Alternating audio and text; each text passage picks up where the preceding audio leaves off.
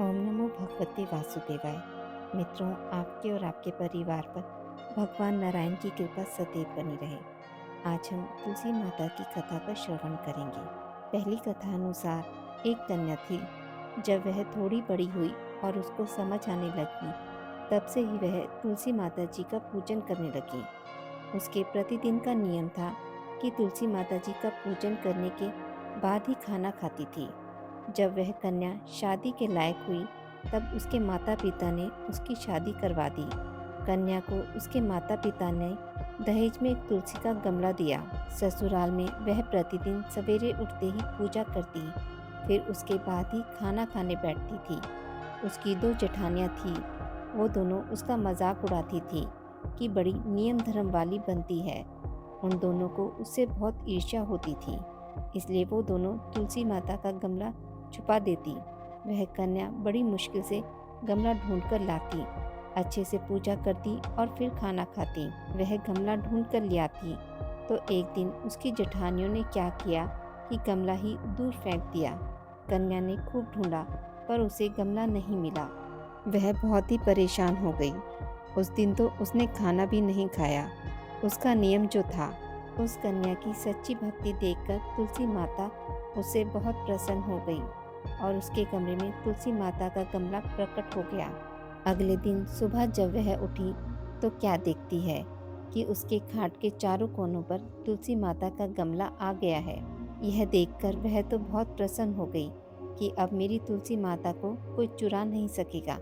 पूजन करने के लिए भी कहीं और जाना नहीं पड़ेगा और कोई मेरी तुलसी माता को फेंक भी नहीं सकेगा।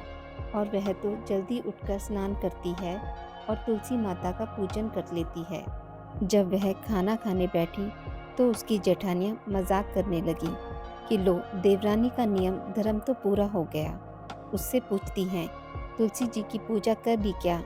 देवरानी धीरे से बोलती है, हाँ कर ली। जेठानियाँ बोलती हैं, कहाँ से कर ली पूजा? गमला तो फेंक दिया था। देवरानी कहती है कि देख लो, मेरे कमरे में खाट पर तुलसी जी लग रही हैं। जेठानियाँ बहुत शर्मिंदा हुई और बोली कि देवरानी, तेरी भक्ति सच्ची है, हमने तुझे बहुत परेशान करा, हमें माफ़ कर दे।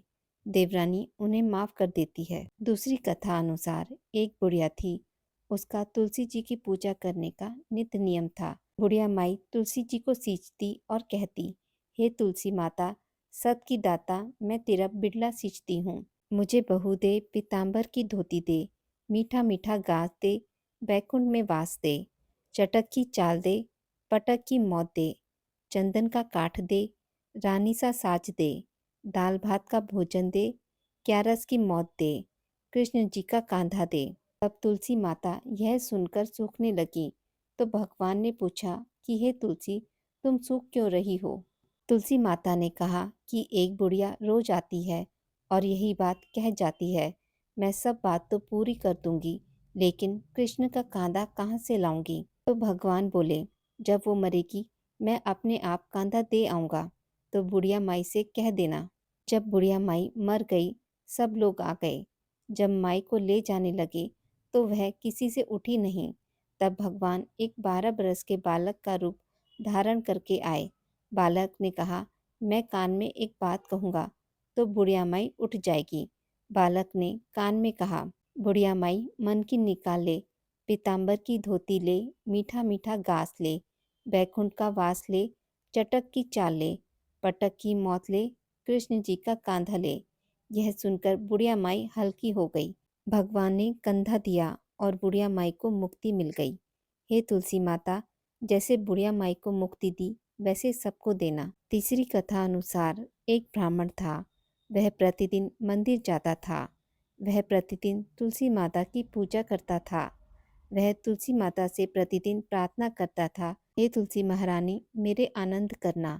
तुलसी माता ने सोचा कि यह ब्राह्मण तो बहुत सीधा है और गरीब है और प्रतिदिन मेरी पूजा करता है। मैं इसके लिए कुछ ना कुछ करना चाहती हूँ। तो तुलसी महारानी एक कन्या का रूप बनाकर बैठ गई और उस ब्राह्मण को बोला कि ब्राह्मण, मैं तेरे घर आना चाहती हूँ। ब्राह्मण ने सोचा कि 6 लड़कियाँ तो मेरे पहले से ही हैं और 7 लड़कियों का मैं कैसे पालन पोषण करूँगा, लड़कियों की शादी कैसे कराऊँगा। मेरे पास तो कुछ ऐसा भी नहीं है। यह वह विचार करके वह बहुत परेशान रहने लगा। उसको तो खाना भी नहीं भा रहा था। उसकी औरत ने कहा कि क्या बात है, आजकल बहुत दुखी दुखी रहने लगे हो। तो इस पर ब्राह्मण बोला कि मैं मंदिर जाता हूँ। वहाँ पर एक छोटी सी सुंदर कन्या बैठी है और वह कहती है कि ब्राह्मण, मैं आपके घर आऊँ। उसकी पत्नी बोली कि अरे, परेशान होने की क्या बात है, आ रही है तो आने दो। ब्राह्मण बोला कि पहले से अपने 6 लड़कियां तो हैं ही, उनकी भी अपने को शादी करवानी है।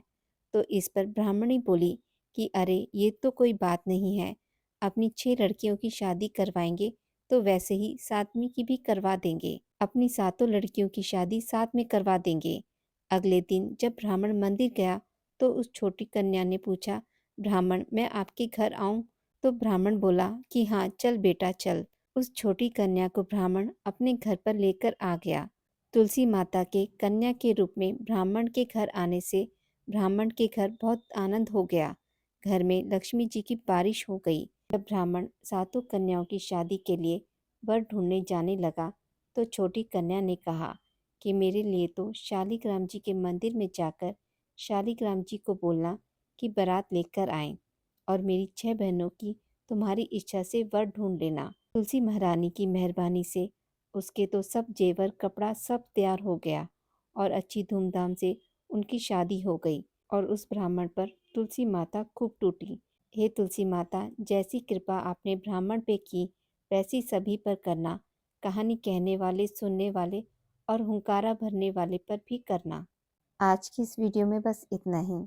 मित्रों, आपको यह कथा अच्छी लगी हो तो मेरे वीडियो को लाइक और शेयर ज़रूर करें और पूजा पाठ से जुड़ी जानकारी के लिए मेरे चैनल को सब्सक्राइब करना ना भूलें। धन्यवाद।